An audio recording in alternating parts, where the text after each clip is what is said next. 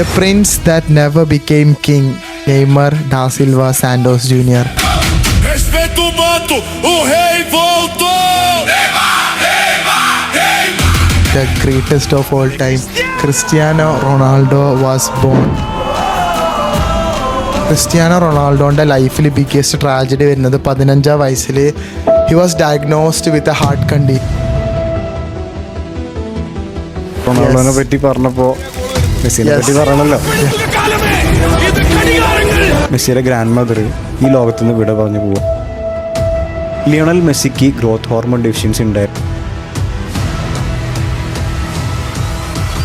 നെയ്മറിന്റെ brain super computer പോലെ act ചെയ്യണോ നമുക്ക് വിശ്വസിക്കാൻ പറ്റും.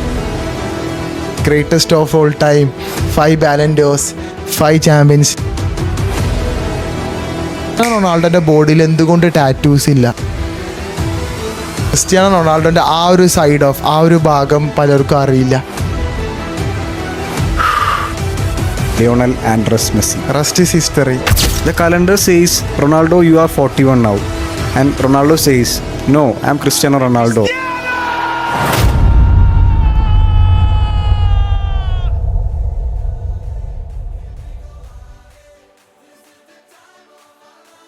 Hello guys, so we are planning a giveaway right now. Subscribe ചെയ്യുക, കമൻറ്റ് ചെയ്യുക, and one of our subscribers will be getting their favorite World Cup jerseys. So maximum comment ഇടുക, share ചെയ്യുക, subscribe ചെയ്യുക. Let's go. Hello guys, welcome back to physio edge podcast. So ഇന്ന് നമ്മൾ we are back with another അടിപൊളി topic ആയിട്ടാണ് വന്നിട്ടുള്ളത്. The ലെജൻസിൻ്റെ the final dance, last dance of the legends, FIFA world കപ്പിൻ്റെ ലാസ്റ്റ് ഡാൻസ് ആണ്. നമ്മളെ biggest stars Cristiano Ronaldo, Lionel Messi and Neymar junior, നമ്മളെ എല്ലാവരും ചൈൽഡ്ഹുഡ് അടിപൊളിയാക്കിയ ചൈൽഡ്ഹുഡ് ഹീറോസ് ആയിരുന്നു ഈ 3 സ്റ്റാർസും. അപ്പോൾ അവരുടെ റിയൽ ലൈഫ് സ്റ്റോറീസും അവരെക്കുറിച്ചും, അതേപോലെ തന്നെ second part of this episode will be talking about കുറേ facts of FIFA world cup, കുറേ റൂൾസും കുറേ അടിപൊളി സ്റ്റോറീസ് ഉണ്ട് വേൾഡ് കപ്പിൻ്റെ. Yes, so first of all comment ചെയ്യുക ആരാണ് ഇപ്രാവശ്യം വേൾഡ് കപ്പ് അടിക്കാൻ പോകുന്ന ആരാന്നുള്ളത് ജസ്റ്റ് കമൻറ്റ് അടിക്കുക. Let's see how it goes. And yeah, so അപ്പോൾ ഇനീഷ്യലി ഞാൻ സംസാരിക്കാൻ പോകുന്നത് greatest of all time Cristiano റൊണാൾഡോന്റെ റിയൽ സ്റ്റോറി ആയിരിക്കും. സബ്സ്ക്രൈബ് ചെയ്യുക, അടിപൊളി എപ്പിസോഡ്സ്. Yes, it's coming. അപ്പോൾ ഈ ഒരു സ്റ്റോറി സ്റ്റാർട്ട് ചെയ്യുന്നത് പോർച്ചുഗലിൽ ഫുൻചൽ എന്ന് പറഞ്ഞിട്ടൊരു സ്ഥലത്ത് ഒരു സ്കൂളിൽ കുക്കായിരുന്നു ഒരു അമ്മ. ആ അമ്മക്ക് മൊത്തത്തിൽ 3 കുട്ടികളാണ് ഉണ്ടായിരുന്നത്.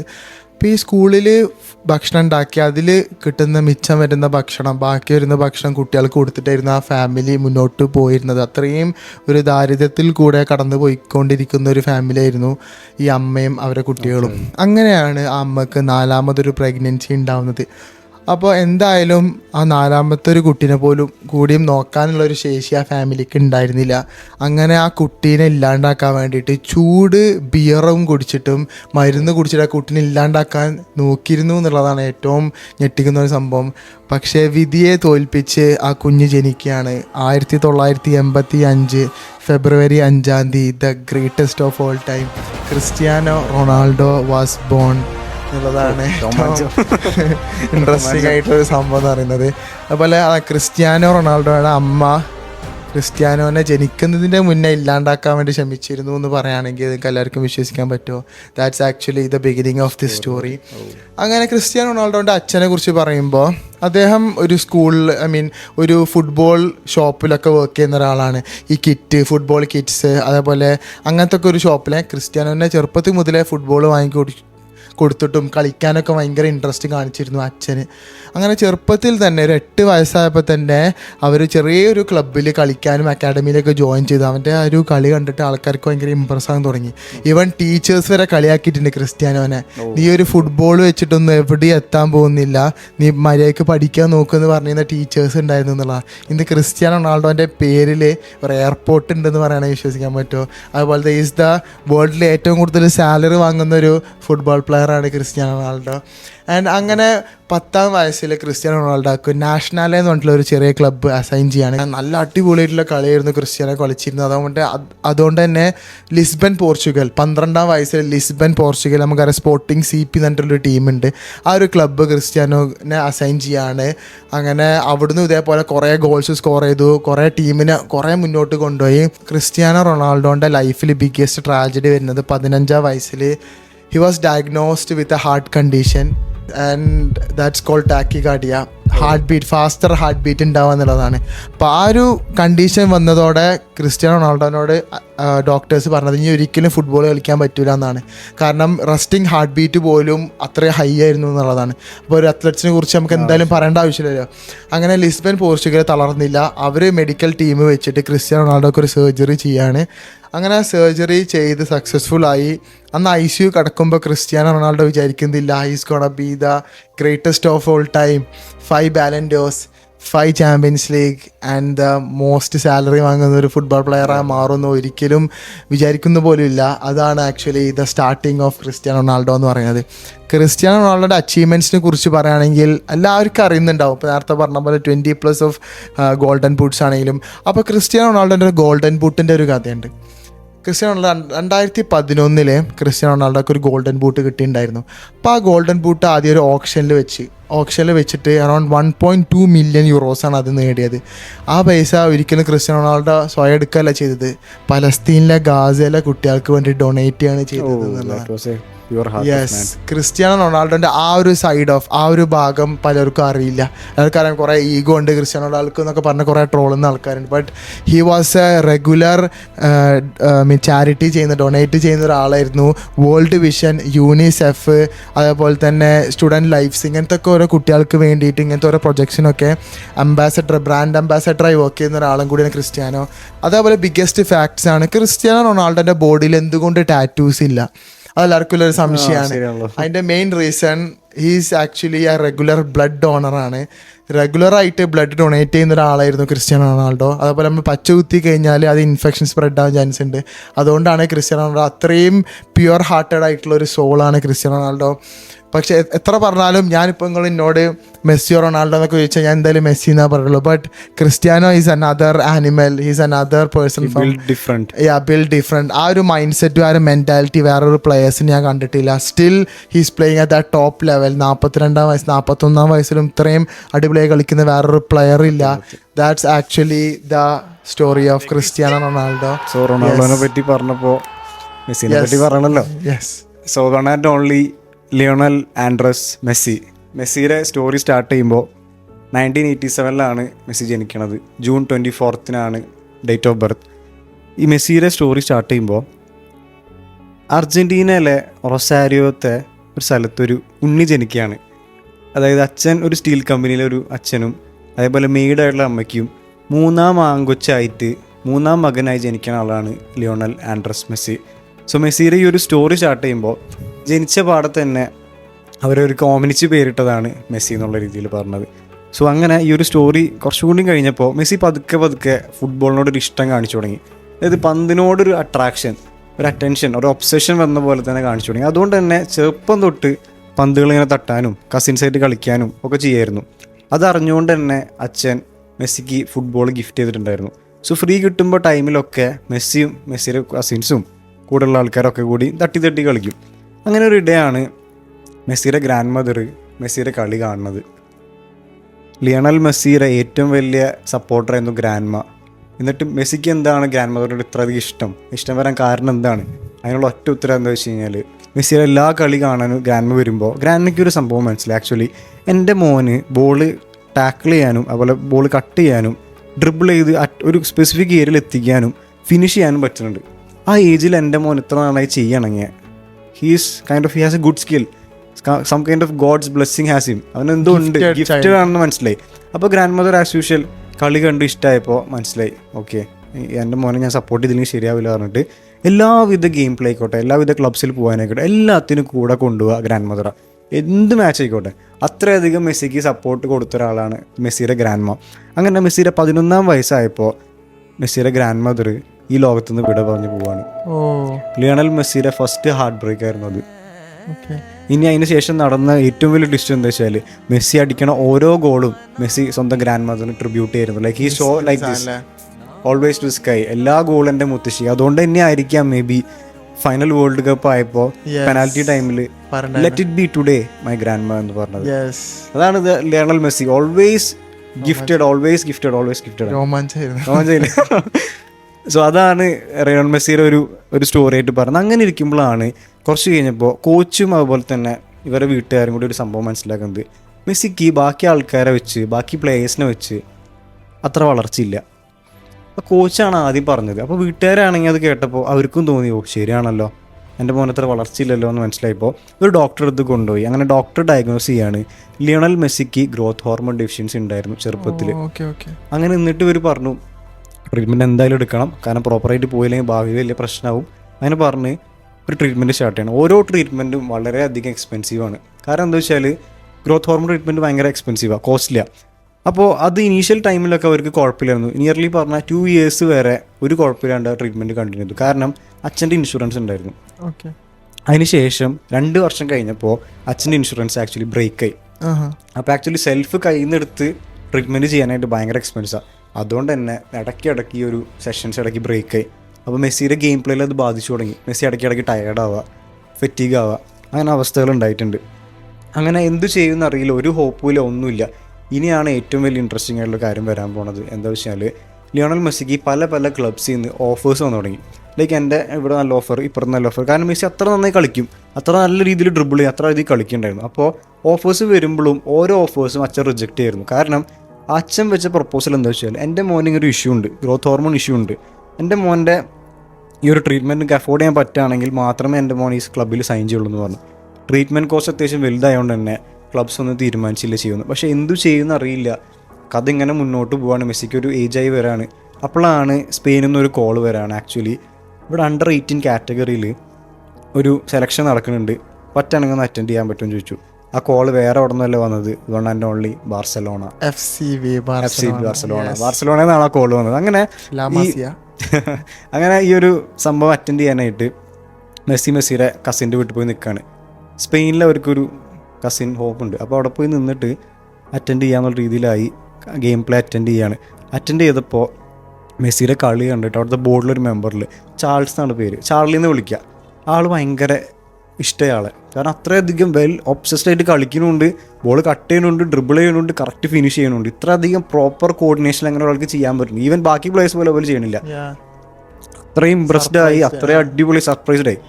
അപ്പോൾ അവൾ പറഞ്ഞു സെലക്റ്റഡ് ആണ്, ഓക്കെ എന്ന് പറഞ്ഞു. പക്ഷേ അപ്പോഴും വന്നൊരു ഒബ്ജക്ഷൻ എന്ന് പറഞ്ഞു കഴിഞ്ഞാൽ അച്ഛൻ വെച്ച പ്രപ്പോസൽ, എൻ്റെ മോൻ ഗ്രോത്ത് ഹോർമോൺ ഇഷ്യൂ ഉണ്ട്, ഇങ്ങനെ ഒരു സംഭവം ഉണ്ട്, ഇത് അക്സെപ്റ്റ് ചെയ്താൽ മാത്രമേ എനിക്ക് സൈൻ ചെയ്യാൻ പറ്റുള്ളൂ എന്ന് പറഞ്ഞു. അപ്പോൾ ആൾ പറഞ്ഞു ഓക്കെ, ഞങ്ങൾക്ക് അതൊന്ന് ആലോചിക്കണം, കാരണം അല്ലാണ്ട് പറ്റൂല, ബോർഡ് ഓഫ് മെമ്പേഴ്സായിട്ട് തീരുമാനിച്ചാൽ മാത്രമേ കാര്യങ്ങൾ നടക്കുള്ളൂ എന്ന് രീതി അവർ പറഞ്ഞു. 2 ദിവസം കഴിഞ്ഞു, 3 ദിവസം കഴിഞ്ഞു, നോ റെസ്പോൺസ്. നിയർലി ക്ലോസ് ചെയ്ത പോലെ. അങ്ങനെ ഈ ഒരു അച്ഛനും ആൾക്കാരും കൂടി ഈ ഒരു ചാൾസിനെ പോയി കാണാണ്. ആളുടെ നിർബന്ധത്തിൽ ഒരു പേപ്പർ നാപ്കിനും ആൾ എഴുതി കൊടുക്കുകയാണ്, Lionel Messi selected four FC Barcelona. ഒരു പേപ്പറിൽ എഴുതി കൊടുക്കുകയാണ്. അതിന് ശേഷം ലിയോണൽ മെസ്സി സെലക്റ്റഡ് ആയി. അതിനുശേഷം നടന്നത് പിന്നെ ഫുൾ ഇതിഹാസം എന്ന് വേണമെങ്കിൽ പറയാം. That's the actual story of Lionel Andrés Messi. Rest is history. The little boy from Rosario Santa Fe has just pitched up in heaven. The greatest of all time. So that's actually the real story of Lionel Messi, അല്ലേ? അപ്പോൾ അങ്ങനെ next the prince that never became king എന്നറിയപ്പെടുന്ന ആളാണ് the one and only Neymar da Silva Santos junior.